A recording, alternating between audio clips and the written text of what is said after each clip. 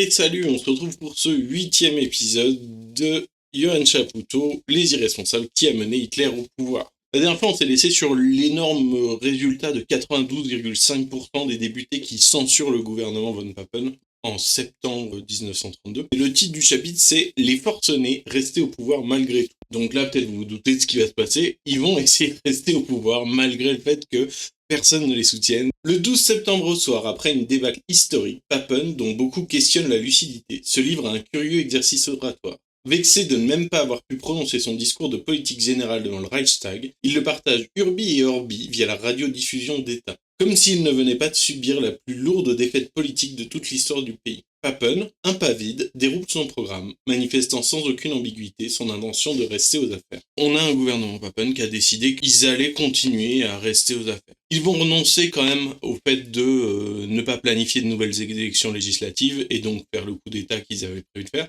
Et au sujet de son discours, Papen a tendance à reprendre beaucoup les idées des nazis, mais notamment il va même reprendre, et c'est un peu un comble, il va reprendre l'idée du système utilisé par l'extrême droite, système qui va juger coupable de la défaite de son gouvernement. Donc c'est un peu osé venant d'un bourgeois aristocrate centriste au gouvernement de se plaindre du système qui l'aurait empêché de gouverner. Mais on n'a pas peur, on y va, et c'est comme ça qu'on argumente. Dans son discours, il va faire une chose, c'est qu'il va défendre le fait que son cabinet, il a été nommé pour réformer la constitution de Weimar, et il entend bien toujours le faire. Il défend que son gouvernement, comme la suite de gouvernements centristes qui sont prétendus de cette manière, au-dessus des partis et à la recherche de le consensus et de la discussion et de faire preuve de pédagogie.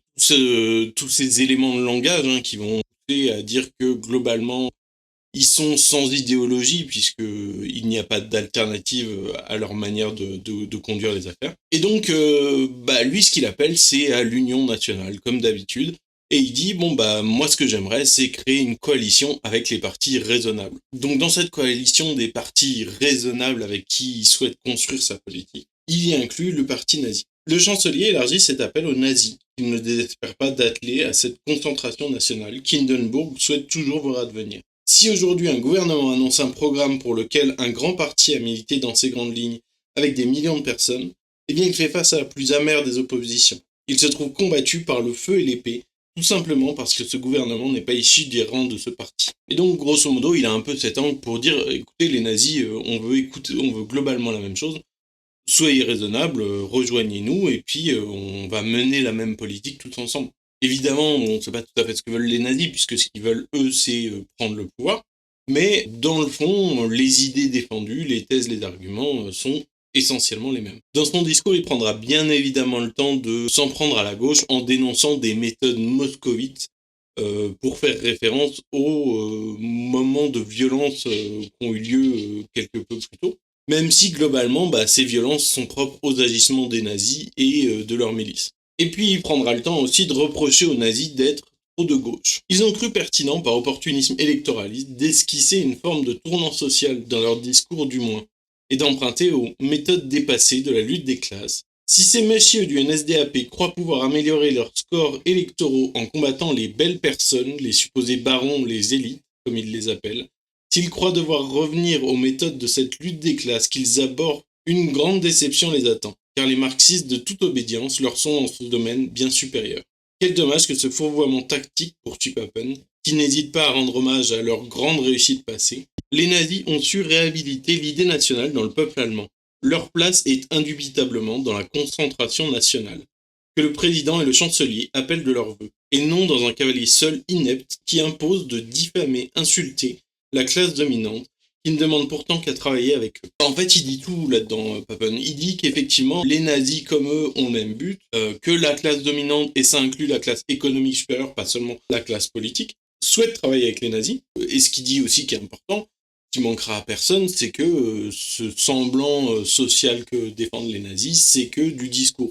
Et il n'y a rien de concret, il n'y a pas de pensée, il n'y a pas d'actions qui sont prévues à être mises derrière. C'est juste pour trouver un angle de critique sur le gouvernement Papen. Il prend le temps aussi de rappeler à quel point ces gens-là sont tous d'accord et que la vraie menace contre laquelle ils doivent s'unir, c'est le marxisme du pôle culturel qui serait responsable de la décadence allemande, de l'homosexualité, du féminisme, en passant par l'art moderne et la vie nocturne de Berlin. Mais grosso modo, le point final de ce discours, c'est quand même de dire que Papen compte bien rester au gouvernement et agir. Le gouvernement du Reich se considère comme l'exécuteur de la volonté nationale qui, pour n'avoir pas encore trouvé sa traduction dans certains partis, n'en correspond pas moins à la plus authentique volonté du peuple. Et donc, globalement, son discours, c'est de dire que, quand bien même ils n'ont pas le soutien du Parlement, ils ont quand même le soutien du peuple, même si, bon, personne ne pourra le vérifier, du coup. Il prend le temps de finir son discours en disant que, bon, bah voilà, c'était son discours qu'il devait tenir devant l'Assemblée nationale, mais bon, l'Assemblée, ils ont été vraiment pas cool, ils ont censuré son gouvernement, et du coup, il est obligé de donner son discours à la radio. Finalement, les élections législatives sont fixées pour le 6 novembre 1932. La raison, c'est que, essentiellement, le gouvernement Papen s'étant fait humilier par le Reichstag par un vote à 92,5% de destitution, et ils ont jugé que c'était peut-être pas opportun de faire un coup d'État et qu'il y avait quand même trop un gros risque. Les élections à venir sont cependant grosses d'espoir pour les libéraux autoritaires qui, c'est fascinant, estiment avoir des chances de gagner, ou du moins de gagner quelque chose. A priori parfaitement loufoque, les espérances de la droite au pouvoir ne sont, à y regarder de plus près, pas complètement infondées. Certes, une majorité même relative relève de la chimère, mais si objectivement Papen ne peut gagner, il apparaît que les autres non plus, et qu'une reconduction des trois blocs identifiés en août par Von Gale est plausible, avec quelques pertes de charge pour le bloc marxiste, SPD-KPD, et le bloc d'extrême droite, NSDAP-DNVP. Les nazis sont de fait menacés d'effritement. Leur dynamique électorale auparavant effrénée n'est plus hyperbolique et tout est question de focale. S'ils gagnent 19 points entre septembre 1930 et juillet 1932, leur progression entre le printemps et l'été 1932 est minime. Ils le savent et ils s'en inquiètent. Malgré une propagande de tous les diables, Goebbels n'est guère optimiste et ses réflexions, Hitler et du reste d'accord, esquissent moins une équipée joyeuse qu'une préparation à l'impact. Le 2 novembre, 4 jours avant la tenue du scrutin, Goebbels note que le Führer est convaincu que, même si nous perdons des voix dans les grandes largeurs, cette élection aura été une grande victoire psychologique pour nous. Pas certain, vu l'accablement que le résultat sème in fine dans le parti. Puis Papen va nous refaire un discours à la radio et dans lequel il va à nouveau regretter l'attitude des nazis. Il les félicite à nouveau de combattre le bolchevisme, mais leur reproche de pratiquer une forme de lutte des classes. Et il essaye aussi de rallier les électeurs nazis en mettant en avant que les nazis, malgré le fait qu'on a tout mis en œuvre pour qu'ils aient les mains libres, qu'ils fassent tout ce qu'ils peuvent et tout ce qu'ils veulent, ils n'ont pas réussi à faire reculer le bolchevisme. Il prend évidemment le temps dans son discours de faire une tirade sur le culture bolchevismus, donc le bolchevisme culturel, tirade dans laquelle il dit « Aucun moyen ne peut être assez violent pour faire disparaître du sol allemand la doctrine de ses faux prophètes. » Et puis, grosso modo, il finit son discours en disant que, de toute façon, son gouvernement a eu que 6 mois pour faire des choses, et grosso modo, il n'a pas eu le temps de mener à bien son action. Il faut donc poursuivre et mener une réforme de la Constitution pour diriger par-delà les partis. Même si ça n'a pas été théorisé par Gramsci à l'époque, Chapoutot, lui, parle d'une victoire gramscienne, puisque Papen parle en reprenant tous les idéaux et les idées nazies. À ce propos, Goebbels va écrire Papen a parlé à la radio, un discours qui vient de nos propres idées, de A à Z. Il note également nous sommes nombreux à avoir peur de que ce gouvernement en fasse tant qu'il ne nous reste rien à faire. Mais du coup, pourquoi Papen reproche aux nazis de faire de la lutte des classes? C'est parce que la campagne pour le 6 novembre, elle est préparée par Goebbels. Et Goebbels, il a une stratégie bien particulière. Déjà, Goebbels, faut savoir que c'est le mec un peu chelou dans le parti nazi, qui est considéré comme le mec un peu de gauche, un peu très intelligent, mais en même temps, personne ne lui fait confiance. Et c'est le mec qui est là pour essayer de rallier les forces des gauchistes confus. Et lui, son idée, c'est de faire campagne contre le gouvernement des barons, avec un plan en partie social. Pour faire ça, en fait, ce qu'il va faire, c'est que via le syndicat nazi du NSBO, ils vont rejoindre une grève organisée par le RGO, qui est un syndicat communiste, dans une grève de la BVG, qui est la régie des transports publics à Berlin. Et ça va avoir un impact assez fou, puisque ils vont mettre à l'arrêt la ville. Et du coup, les nazis seront attaqués par le gouvernement en disant attention, c'est la lutte des classes, vous êtes en fait des gauchistes. Et le but mis en avant par Goebbels, c'est pas tant parce qu'il y a une fibre sociale qui s'est développée chez les nazis, c'est juste que lui, ce qu'il veut, c'est faire une démonstration de force et montrer que les nazis peuvent être capables, d'une part, de bloquer la ville, donc de faire peur aux bourgeois qui sont au pouvoir, et montrer aux gens qui sont à l'écoute de ce discours anti-élite que les nazis proposeraient effectivement une rupture avec les méthodes de la bourgeoisie. Globalement, ça change pas que le parti nazi reste profondément à droite et que il n'y a pas d'ambition sociale plus que ça. Hitler laisse faire, mais n'en pense pas moins. La répartition des rôles est bien élaborée. Au Führer, la tournée des patrons, les discours au club de l'industrie, les dîners discrets et les conciliabules secrets.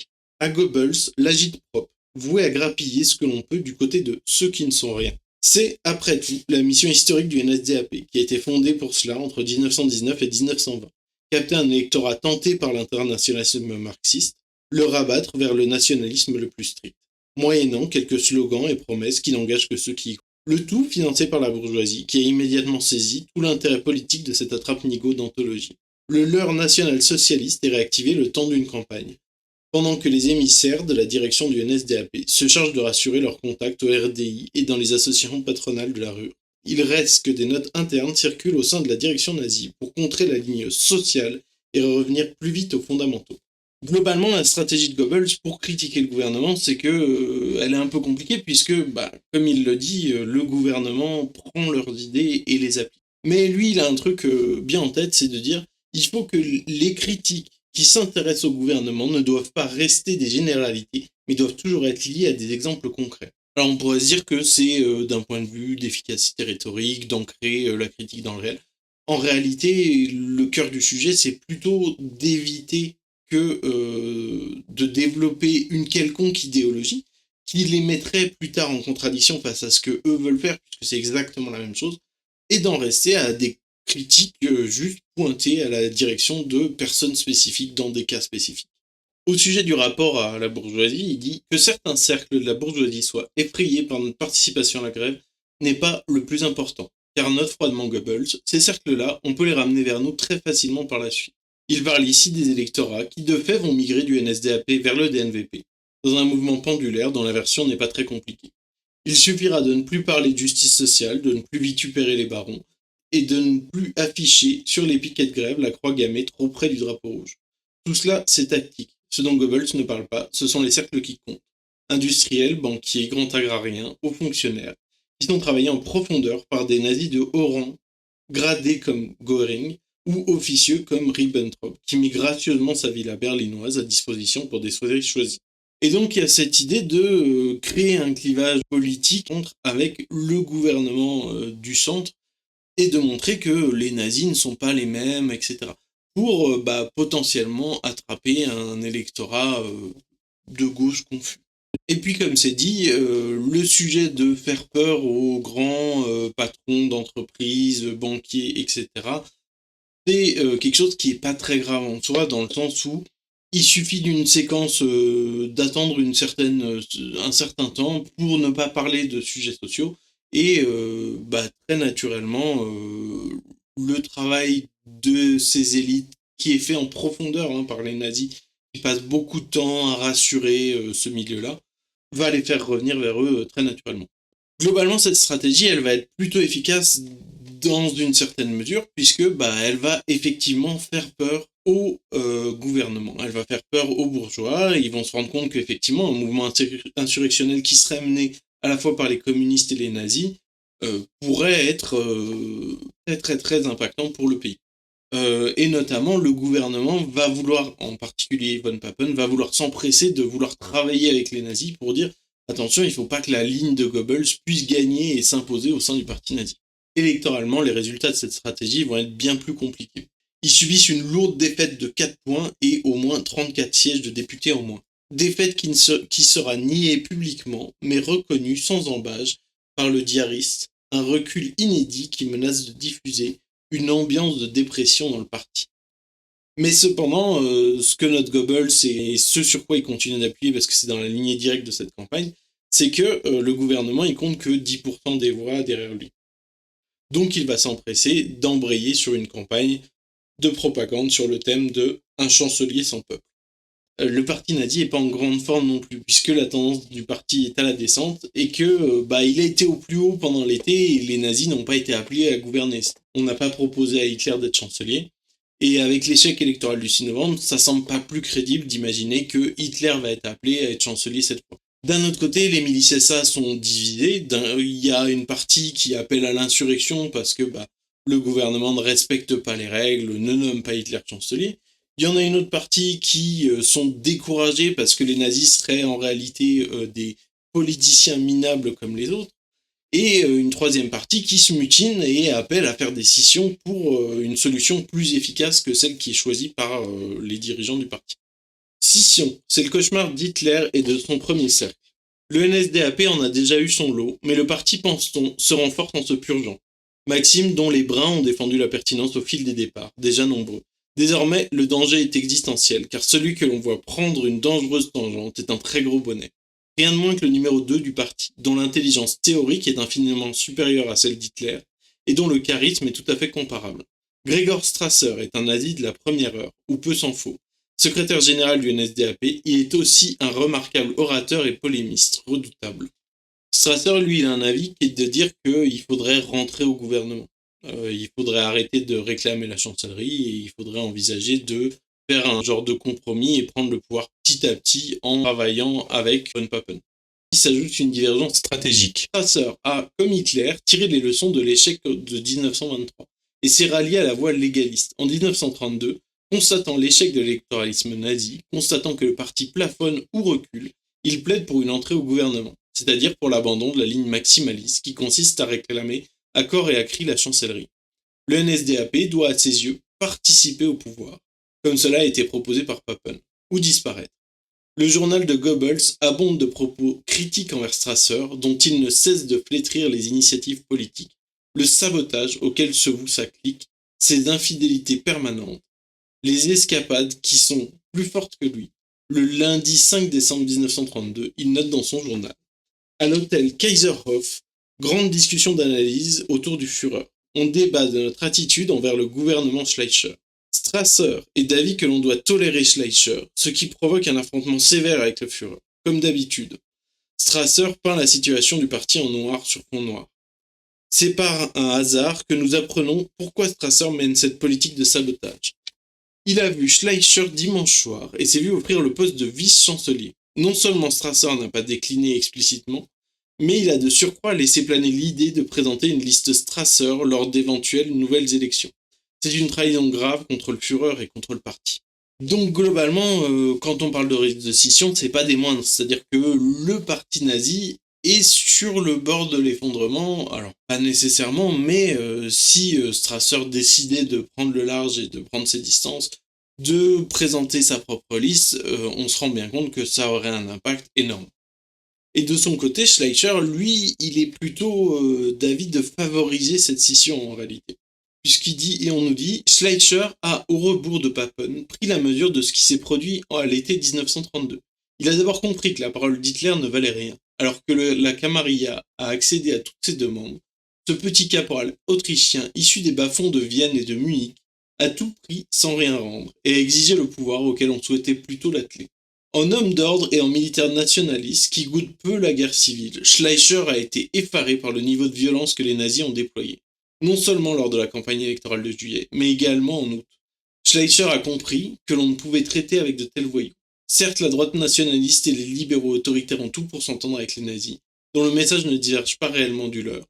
Mais chez eux, la bonne éducation et la tempérance bourgeoise, qui permettent toujours de s'entendre pour satisfaire des intérêts bien compris, le cèdent à une forme de radicalité que Papen, avec le port altier et béat de l'échalas bien né, ne perçoit pas, et que Schleicher, qui lui le perçoit, ne comprend pas. Alors qu'est-ce qu'il nous dit grosso modo? C'est que en fait les nazis et les grands bourgeois libéraux autoritaires ont les mêmes objectifs. En revanche, les bourgeois libéraux, eux, ont les bonnes manières, les bonnes pratiques, et vont s'assurer qu'on ne va pas sombrer dans la violence, alors que les nazis, eux, ont cette radicalité qui est de dire qu'ils vont y aller coûte que coûte, et que ça risquerait de porter préjudice notamment à ces grands bourgeois. Et donc, Schleicher, lui, il est plutôt globalement en désaccord total avec Papen et de dire que il faut pas négocier avec les nazis, ça suffit, ça ne va pas marcher comme ça. Il y a cette phrase d'ailleurs qui me fait beaucoup rire, c'est que Chapoutot dit celui qu'il considérait comme un simple chapeau se prend maintenant pour une tête. Grosso modo, qu'est-ce que ça dit? C'est que Schleicher, qui était ce personnage qui manigançait autour du président, qui donnait les petits papiers de dire ah mais ce serait pas mal de mettre Von Papen en chancelier, ça va bien se passer, qui s'imaginait le grand marionnettiste, etc., se rend compte qu'en réalité, Von Papen, une fois qu'il est chancelier, il a décidé d'être chancelier, quoi. Et que il va pas obéir à son ministre des armées parce qu'en fait, c'est pas comme ça que ça marche pour lui, quoi. Et donc, celui qu'il considérait comme un chapeau, donc Papen, qui était supposément une marionnette, s'avère être quelqu'un qui a envie de penser par lui-même et qui a envie de faire ses propres choix et qui sont pas les mêmes. Donc, qu'est-ce qui va se passer? Et Von Papen, étant libre d'être le chancelier qu'il veut être, il va décider de négocier avec les nazis. Ces négociations qui vont se solder par un échec globalement aussi vite que pendant l'été, puisque au final, les nazis veulent toujours la même chose. Ils réclament de rentrer au gouvernement, mais pas à n'importe quel poste, ils réclament la chancellerie pour Hitler. De son côté, Hindenburg, il va commencer à recevoir des requêtes de personnages imminents du monde économique qui vont lui dire il serait peut-être temps de penser à nommer Hitler chancelier. Hitler refuse comme en août d'être le supplétif d'un gouvernement Papen reconduit dans ses fonctions et interdit aux membres du NSDAP d'accepter le moindre portefeuille. Maintenant, son exigence d'être en chancelier et de disposer d'importants ministères. Hitler promet à Hindenburg de réunir une majorité parlementaire, NSDAP et Zentrum, et s'offre le luxe, une fois encore, de poser aux garants de la Constitution que Papen entend violer. Au contraire de certains, j'ai toujours souligné la nécessité de collaboration avec la représentation nationale, sur le fondement de la Constitution, rejetant toute idée de partail dictature et toute expérience qui ne peut conduire in fine qu'à la violence nue qui se trouve de ce fait vouée à l'échec. Devant l'intransigeance d'Hitler, Hindenburg décide le 26 novembre de reconduire le chancelier Papen qui, privé de toute possibilité d'alliance et de soutien, décide en forcené d'opter pour le coup d'État, toujours soutenu par Gale, ministre de l'Intérieur. Donc globalement, on se retrouve avec deux nouvelles élections législatives. Les élections législatives se passent à peu près de la même manière. Bon, les équilibres changent un peu au Parlement, mais ça change pas grand-chose dans les faits puisque il n'y a pas de majorité qui se dégage. C'est toujours un gouvernement tripartite. Personne ne veut soutenir le gouvernement centriste qui pourtant a les mêmes ambitions que l'extrême droite. Et n'arrivant pas à trouver une solution pour former un gouvernement d'alliance entre le centre et l'extrême droite, parce que l'extrême droite compte sur son opposition avec le centre pour se justifier comme l'outsider, comme contre le système, comme toutes ces idées un peu d'extrême droite, qui prétend vouloir quelque chose de fondamentalement différent avec cette approche un peu populiste, mais qui en réalité dirigerait la même politique. Et bien ça mène à une chose, ça mène qu'ils n'arrivent pas à se mettre d'accord et du coup ils se retrouvent à se dire on va faire ce qu'on avait prévu à la base, on va faire notre putsch. C'est-à-dire que on va envisager de redissoudre et puis ne pas nommer et puis passer en force et que Von Papen fasse le putsch tel qu'il en est question. Ce à quoi Schleicher, lui, il va pas être trop d'accord. Pour ça, il va faire appel à son portefeuille, étant ministre des Armées, il va faire appel à l'armée, il va demander d'enquêter sur les risques d'une insurrection généralisée. Et il va demander à ce qu'un exposé soit fait en Conseil des ministres pour que quelqu'un vienne dire peut-être on fait pas un putsch parce que sinon ça va mal se passer. C'est un exposé qui va montrer que l'armée n'est pas de force face à un cas de figure où les nazis et les communistes se mettraient à foutre le bordel et à s'insurrectionner dans la rue. Ça laisse globalement une grosse impression sur les ministres qui sont somme toute pas du tout rassurés, à l'exception de Gale qui est toujours convaincu que il faut être putschiste, et de Von Papen qui est quand même pas follement convaincu et qui se dit de toute façon on n'a pas le temps, on va y aller comme ça et puis c'est tout. Ce qui mène à ce qu'un des ministres quitte le conseil pour aller discuter avec le président et revenir en disant ah mais en fait le président il veut discuter avec Schleicher, ce qui mène à grosso modo la chute du gouvernement Von Papen. Grosso modo, ce qui s'est passé, c'est que du coup Schleicher, via son exposé sur le risque d'insurrection, fait peur au ministre. Un des ministres décide que ouais, ça fait vraiment grave peur. Il va en parler au président. Le président dit bon très bien, je vais parler avec Schleicher et on laisse tomber le gouvernement von Papen. On finit en disant les manœuvres du général pour évincer Papen et prendre lui-même la direction du gouvernement étaient un secret de polichinelle, comme le note Goebbels le 1er décembre. La crise s'amplifie, Schleicher est favori, les bruits les plus fous circulent. La presse hurle de curiosité, la nouvelle tombe sans surprise. Schleicher est nommé chancelier, c'est bien ainsi, c'est la dernière carte du vieux. On va tout de suite se mettre à gueuler comme des putois. Et peu importe, car ce cabinet, je lui donne au maximum 2 mois. Et c'est là-dessus qu'on termine ce chapitre, mais grosso modo, ce qui se passe, c'est qu'on est sur un scénario où les nazis comptent bien sur forcer l'instabilité jusqu'à ce que ce soit plus tenable pour le gouvernement et que ils en viennent à se dire bon très bien, on va nommer les nazis parce que ce qui est moteur dans tout ça, hein, ce qui est dit une fois mais qui a le mérite d'être répété à chaque fois, c'est que le problème aussi, c'est que à aucun moment il est envisagé de discuter avec la gauche. C'est-à-dire que les centristes et la droite et l'extrême droite ont décidé globalement que il y avait un réel danger bolchevique qu'il fallait absolument pas traiter avec la gauche, même le SPD, et que le marxisme c'était l'horreur absolue, donc on va aller toujours plus à droite. Alors encore une fois, hein, si ce chapitre il fait penser à des choses qu'on vit actuellement en France, c'est pas pour dire que la vie est un éternel recommencement, Bardella c'est le nouveau Hitler, etc. Mais plutôt pour dire que en fait il y a des dynamiques qui sont similaires, il y a des choses qui méritent d'être rapprochées les unes des autres. Notamment, on en a déjà parlé, mais le fonctionnement de la Constitution de Weimar qui est très très proche du fonctionnement de notre Constitution à nous, le fait qu'on se retrouve avec un parti centriste, libéral, autoritaire, qui veut absolument pas donner l'heure à gauche, mais qui est du coup piégé à devoir négocier avec la droite et l'extrême droite qui sont de moins en moins différenciables. Tout ça, ça contribue d'un contexte qui est très similaire parce qu'il y a des causes, il y a des causes profondes qui sont un peu les mêmes puisque on se retrouve avec des gens qui sont hautement investis politiquement, avec des ambitions politiques et des moyens financiers énormes, à financer des médias, à financer des associations, etc., pour faire avancer les idées d'extrême droite dans la société, et un gouvernement qui est toujours plus à droite. Voilà, c'est tout pour ce chapitre. Si cette vidéo vous a plu, prenez le temps de la partager, de la liker, de mettre des commentaires, raconter votre vie, qu'est-ce que vous avez mangé ce midi, peu importe. Tout ça m'aiderait, aussi étrange que ça puisse paraître. Mais voilà, merci